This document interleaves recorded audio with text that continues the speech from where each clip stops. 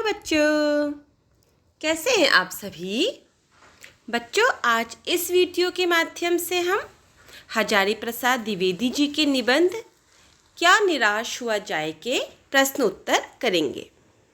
आप जानते ही हैं कि इस लेख के माध्यम से कवि ने सकारात्मक दृष्टिकोण अपनाने, उदारतापूर्ण व्यवहार करने और अपने सामाजिक कर्तव्यों को पूरा करने के लिए हमें प्रेरित किया है।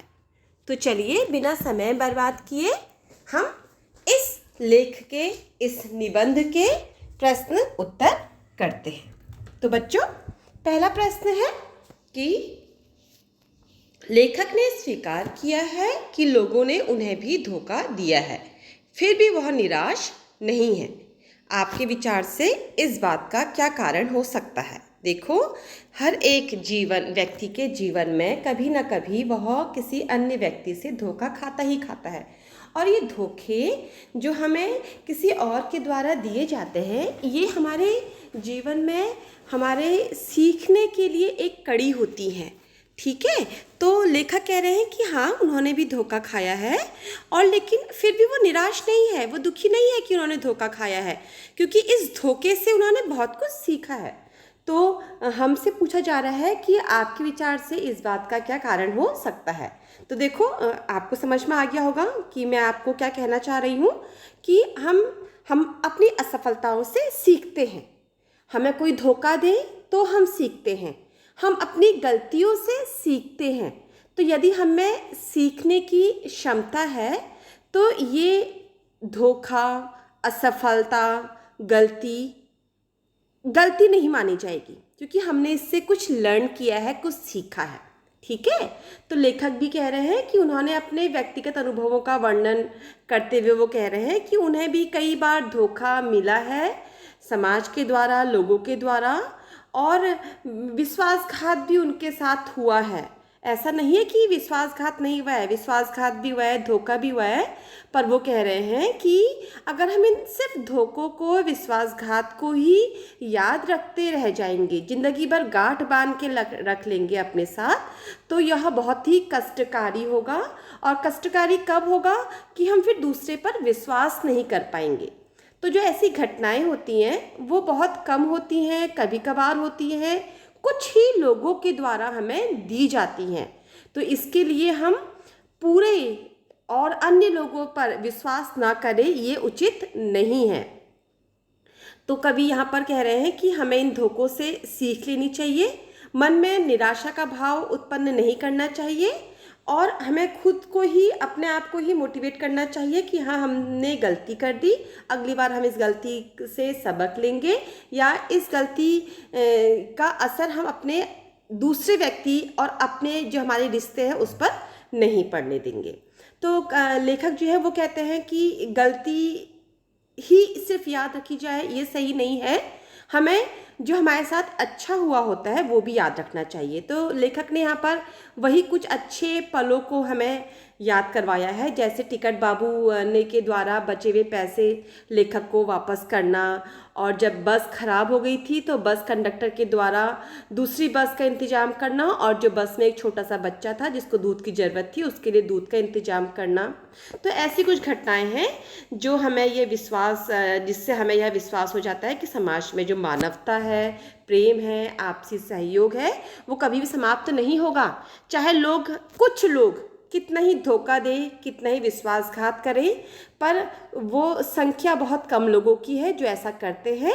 जो बाकी लोग हैं उनमें अपार मानवता है, अपार प्रेम है, अपार सहयोग की भावना है। तो हमें इन तीनों ही गुणों को याद रखना चाहिए, इसे नहीं भूलना चाहिए, और इसी का ही पालन करना चाहिए। ये नहीं कि हम धोखे और विश्वासघात को ही याद करें। ठीक है, नेक्स्ट बच्चों, प्रश्न है, दोषों का पर्दाफाश करना कब बुरा रूप ले लेता है। दोषों का पर्दाफाश करना मतलब बच्चों, जब हम किसी की बुराइयाँ, किसी की गलतियाँ उसको बता रहे हैं, और हमारे बताने का तरीका ये है कि हम उसमें मज़ा ले रहे हैं, आनंद की प्राप्ति हो रही है हमें, हम खुश हो रहे हैं, तब ये चीज़ गलत है। हाँ, अगर हम किसी को उसकी गलतियाँ उसे सुधारने के लिए बताएं तो ये अच्छी चीज़ है, पर जब हम खुद आनंद ले तो ये अच्छी चीज़ नहीं है। तो यहाँ पर यही कहा है कि दोषों का पर्दाफाश करना कब बुरा रूप ले सकता है। तो बच्चों इसका उत्तर है कि जब हम किसी के आचरण के गलत पक्ष को उद्घाटित करके उसमें रस ले मतलब आनंद की प्राप्ति हमें हो, तो ऐसा करना जो है वो गलत हो जाता है। इससे उग्र रूप भी धारण हो सकता है और यह किसी को भी हानि पहुंचा सकता है। नेक्स्ट है बच्चों, आजकल के बहुत से समाचार पत्र या समाचार चैनल दोषों का पर्दाफाश कर रहे हैं। आप देखते हो ना टीवी में, न्यूज़ चैनल में दोषों का पर्दाफाश, काफ़ी ज़्यादा लाइव वीडियोस भी आ जाते हैं कि किसी की गलती को उजागर किया जाता है। तो इस प्रकार के समाचारों और कार्यक्रमों की सार्थकता पर तर्क सहित विचार लिखिए, बताइए कह रहे हैं वो कि आप क्या समझते हैं इस चीज़ से, दोषों के पर्दाफाश करने से। तो बच्चों इसका उत्तर है कि इस प्रकार के पर्दाफाश से समाज में व्याप्त बुराइयों से, आसपास के वातावरण तथा लोगों से हम अवगत हो जाते हैं। जब इस टाइप की घटनाएं हमारे आसपास होती है तो हम चैनल्स के माध्यम से, समाचार पत्रों के माध्यम से हम अवगत हो जाते हैं, हमें जानकारी मिल जाती है कि अच्छा ऐसी ऐसी घटनाएं भी हमारे समाज में हो रही है, जिस कारण हम में और हमारे समाज में जागरूकता आ जाती है। साथ ही हम सचेत और सावधान रहना भी सीख जाते हैं। नेक्स्ट है बच्चों, लेखक ने लेख का शीर्षक क्या निराश हुआ जाए रखा होगा। क्या आप इससे भी बेहतर शीर्षक सुझा सकते हैं, इससे अच्छा शीर्षक? तो इसका उत्तर है बच्चों कि क्या निराश हुआ जाए शीर्षक जो है वो बहुत ही उचित है। आजकल हम अराजकता की जो घटनाएं अपने आसपास देखते हैं, होती है ना हमारे आसपास कुछ ना कुछ गलत घटनाएं जो गलत है, सामाजिक जो नियम है उसके विपरीत है, नहीं होनी चाहिए, तो उससे हमारे मन में जरूर निराशा भर जाती है। लेकिन लेखक हमें उस समाज के मानवीय गुणों से भरे हुए लोगों के कार्य भी याद दिला रहे हैं, उनकी मानवता भी याद दिला रहे हैं, जिससे हम निराश ना हो। ठीक है, मैंने कहा ना पहले ही, अगर बुरे लोग हैं तो अच्छे लोग भी हैं, अच्छे लोगों की संख्या बहुत ज़्यादा है, तो हम बुरे लोगों के द्वारा किए गए बुराई को ही याद नहीं रखना चाहिए, बल्कि अच्छे लोगों के द्वारा की गई अच्छाइयों को ज़्यादा याद रखना चाहिए। तो बच्चों इसका शीर्षक पूछा है हमसे, कुछ और शीर्षक आप सुझा सकते हैं।